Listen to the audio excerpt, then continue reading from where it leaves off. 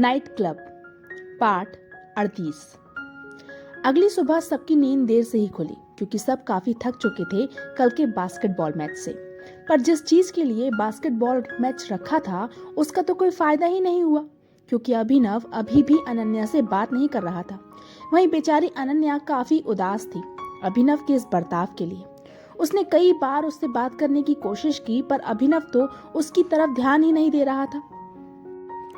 थकान की वजह से सबने डिसाइड किया कि अभी सुबह कहीं नहीं जाएंगे बल्कि रात में नाइट क्लब चले जाएंगे। सो दिन भर क्या करते, इसलिए सब बस हॉल में बैठकर गपशप मार रहे थे। वहीं समायरा और सिद्धार्थ को देखकर सब काफी कुछ समझ चुके थे और सब खुश भी थे क्योंकि सब ने समायरा की हंसी के पीछे की उदासी देखी थी। पर अब उसे खुश देखकर सब खुश थे। धीरे धीरे शाम हो चुकी थी। सब तैयार होने चले गए थे। लड़कों को तो ज्यादा समय लगा नहीं। सारे लड़के जल्दी तैयार होकर नीचे हॉल में इकट्ठा हो चुके थे। सबने 3 पीस सूट कैरी किया हुआ था जिसमें सब डैशिंग लग रहे थे। पर हमारी लड़कियां, उन्हें तो काफी समय लगने वाला था। थोड़ी देर बाद ऋतिक ऊपर आकर देखता है तो ना सैम अपने रूम में थी और ना ही धानी। वो बाकी लड़कियों के रूम चेक करता है तो वहां भी कोई नहीं था। फिर वो अनन्या के रूम के पास आता है और नॉक करता है तो समायरा डोर ओपन करती है। ऋतिक समायरा को देखता है जो रेडी हो चुकी थी। फिर कहता है, सैम तुम यहाँ हो तो बाकी सब कहाँ हैं? और तू प्रिंसेस के रूम में क्या कर रही है? यार तू जा, हम बस 5 मिनट में नीचे आते हैं, समायरा ऋतिक को देखकर कहती है। तो ऋतिक मुस्कुराते हुए कहता है, ओके पर जल्दी आना, ऑलरेडी 9:30 हो गया है। ओके बाय, समायरा मुस्कुराते हुए कहती है और डोर वापस बंद करके अंदर आती है जहां सारी लड़कियां खड़ी थी और बीच में अनन्या बैठी थी।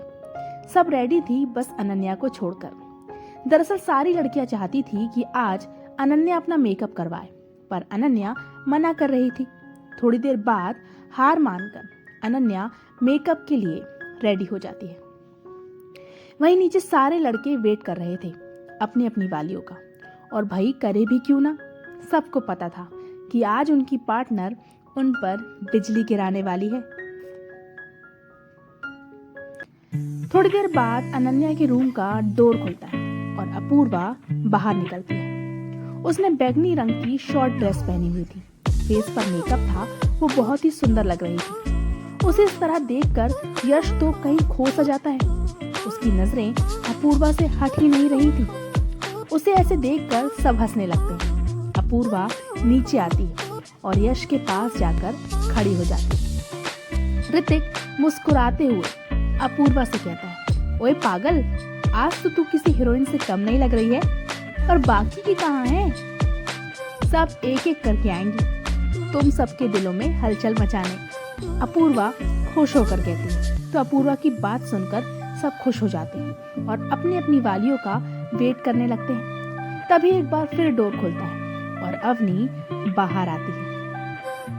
अवनी ने पिंक कलर का गाउन पहना था जिसमें नीचे की तरफ कट लगा हुआ था जिससे उसकी एक पैर दिख रहा था। वो काफी सुंदर लग रही थी। उसे देखकर अविनाश के दिल का हाल बयां करना थोड़ा मुश्किल था। अवनी भी नीचे आकर अविनाश के साथ खड़ी हो जाती है। थोड़ी देर बाद धानी और नंदिनी बाहर आती। धानी ने ब्लू कलर की ड्रेस और नंदिनी ने गोल्डन कलर की शॉर्ट ड्रेस पहनी थी। वो दोनों भी नीचे आ जाती हैं और धानी ऋतिक के साथ खड़ी हो जाती है। थोड़ी देर बाद समायरा नीचे आती है जिसने व्हाइट कलर की शॉर्ट ड्रेस पहनी थी। चेहरे पर मेकअप था, वो भी बहुत खूबसूरत दिख रही थी। सिद्धार्थ उसे देखकर अपनी नजरें उस पर से हटा ही नहीं पा रहा था। वो समायरा के पास जाता है और उसे पकड़कर अपने साथ खड़ा कर लेता है। यार अब प्रिंसेस को भी बोलो कि वो नीचे आए, ऋतिक मुस्कुराते हुए कहता है। तो उसकी बात सुनकर समायरा मुस्कुरा कर कहती है, आएगी आएगी, चिंता मत करो, वो भी आएगी। पर जब आएगी ना तो तुम सबकी नजरें उस पर से हट ही नहीं पाएगी। आज सबको पता चलेगा कि क्यों हम तीनों उसे ब्यूटीफुल कहते हैं। तभी अनन्या के रूम का डोर खुलता है। सबकी नजरें ऊपर चली जाती हैं। अनन्या रूम से बाहर आती है। अनन्या को देखकर सब अपनी पलकें झपकाना ही भूल गए थे। अभिनव का दिल तो तेजी से धड़क रहा था। अनन्या के हर बढ़ते कदम के साथ उसकी धड़कनें भी रफ्तार पकड़ रही थी। अनन्या ने ब्लैक कलर की शिमर वाली शॉर्ट ड्रेस कैरी की थी, जो उसके घुटनों से थोड़ा ऊपर आ रही थी। चेहरे पर हल्का मेकअप जो उसकी खूबसूरती को और निखार रहा था। होठों पर पिंक लिपस्टिक, आंखों में गहरा काला काजल, जिससे उसकी भूरी आंखें और कातिल लग रही थी। कानों में बड़े बड़े मैचिंग इयररिंग्स, पैरों में ब्लैक हील, कुल मिलाकर अनन्या बहुत ही खूबसूरत लग रही थी। अनन्या धीरे धीरे नीचे आ रही थी। सारे लड़के बस पुत बनकर खड़े अनन्या को ही देख रहे थे। वहीं लड़कियां मुस्कुरा रही थी, पर कोई और भी था जो अनन्या को देखकर चिढ़ रहा था, और वो थी नंदिनी। अनन्या नीचे आते हुए देखती है कि सारी लड़कियां अपने अपने पार्टनर के साथ खड़ी थी। वो मुस्कुराते हुए नीचे आती है। तभी नंदिनी, जो सीढ़ियों के पास ही खड़ी थी, वो अनन्या का पैर वो आगे कर देती है, जिससे अनन्या गिरने लगती है। अनन्या को गिरता देख जहां सब डर जाते हैं, वहीं नंदिनी खुश होने लगती है। पर तभी एक हाथ अनन्या को उसके पेट से पकड़कर गिरने से बचा लेता है।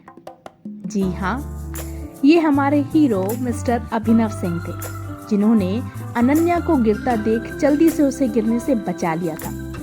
अनन्या को ठीक देख जहां सभी खुश हो जाते हैं, वहीं नंदिनी एक बार फिर चिढ़ जाती है। वहीं अनन्या, जिसने डर से अपनी आंखें बंद कर ली थी, वो कोई दर्द महसूस ना होने पर अपनी आंखें खोलती है और अभिनव को देखती है। अभिनव अनन्या को पकड़कर सीधा खड़ा करता है और पूछता है कि वो ठीक है या नहीं। अनन्या भी अभिनव को देखकर ठीक होने का कहकर उससे दूर हो जाती है। अब सब नाइट क्लब के लिए निकलते हैं।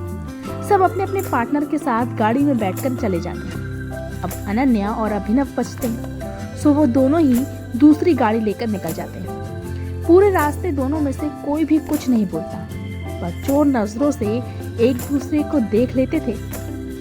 थोड़ी देर बाद सब टीटो नाइट क्लब पहुंचते हैं। गोवा के सारे क्लबों में ये क्लब सबसे श्रेष्ठ है। इसके दो भाग हैं। पहला है डांस फ्लोर, जहां सब जी भर के नाच सकते हैं, और दूसरा है कि एक जगह बैठकर आराम फरमा सकते हैं और हर तरफ हो रही हलचल का आनंद ले सकते हैं क्रमशः। तो क्या होगा आगे? आखिर इस नाइट क्लब में होने क्या वाला है? क्या अभिनव की नाराजगी अनन्या दूर कर पाएगी? क्या अभिनव और अनन्या एक दूसरे के करीब आ पाएंगे? जानने के लिए पढ़ते रहिए दरमियाँ, और प्लीज मुझे सब्सक्राइब कीजिए। Bye bye.